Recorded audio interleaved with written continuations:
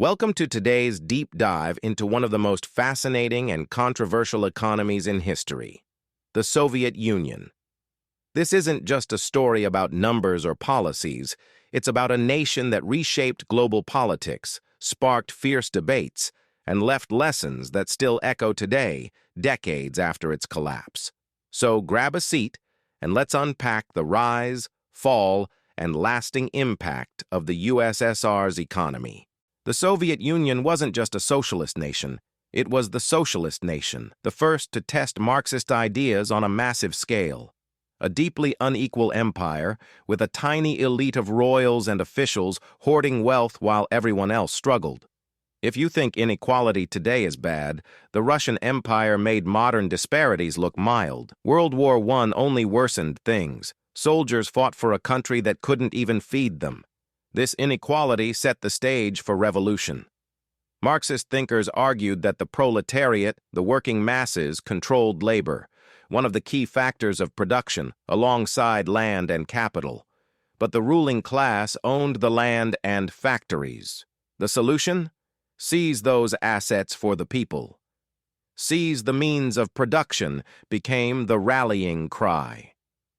By 1917, Tsar Nicholas II was out, and a turbulent era of civil wars and power struggles began.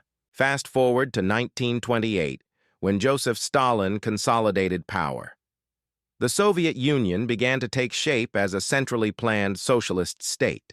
Stalin introduced the first of his ambitious five-year plans, a system that became a hallmark of socialist economies, from China to North Korea. These plans set strict targets for everything: inputs, outputs, prices, even timelines, with a heavy focus on industry and food production. Stalin knew a hungry population could topple a regime. He wasn't about to repeat the Tsar's mistakes. But here's where things got messy. The plans were wildly optimistic, assuming perfect output that rarely materialized. Misreporting was rampant. Workers, managers, and leaders fudged numbers to meet quotas. Why? Fear. Discipline a manager, and you risked punishment. Punish a worker, and you undermined the socialist ideal, since Soviet literally means workers' council. So, everyone played along, inflating figures to avoid trouble. It worked, until it didn't. Another issue was motivation, or the lack of it. In a Marxist-Leninist system, resources are allocated based on need, not effort. Why work harder if you get the same reward? This led to idle workers and inefficiencies. But let's be clear, this isn't unique to socialism. In capitalist countries, salaried workers often coast, doing just enough to avoid getting fired. Sound familiar? Maybe you're watching this at work right now. The point is, unmotivated workers are a universal problem, not a socialist exclusive. What was unique to the Soviet system was its massive mismanagement of resources, driven by politics over economics. If an industry, say potato farming, fell short of its target, the state didn't analyze why. It just threw more workers, fertilizer, and land at the problem. This more inputs, more outputs approach often worked on paper, but was wildly inefficient. It's like fixing a leaky pipe by buying a bigger bucket. This mindset extended to the Soviet obsession with capital accumulation. They prioritized building machines to build more machines, drill presses over household goods like kettles. This boosted industrial capacity but left citizens with low living standards, sparking famines and unrest. Politically, it looked great.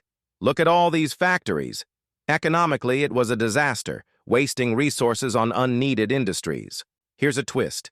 Inefficiency was sometimes deliberate. Imagine you're a Soviet factory manager. Run your factory lean, and you'll get a pat on the back, but next year you'll get fewer resources and higher targets. The smarter play? Waste resources, let workers slack, and miss quotas. That way, the next 5-year plan gives you more workers and a bigger budget. When you slightly improve, you're a hero. It's a risky game, too obvious, and you're off to the gulag. But it was common. This use-it-or-lose-it mentality still plagues public sectors today, but in the USSR, the public sector was everything. The Soviet focus on heavy industry paid off during World War II.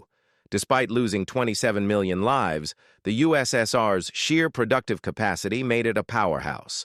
At the Battle of Kursk, the largest tank battle in history, Soviet tanks were inferior to Germany's, but they won through overwhelming numbers. Quantity over quality defined the Soviet system. After Stalin's death, leaders like Khrushchev tried to shift focus, producing consumer goods like cars to raise living standards.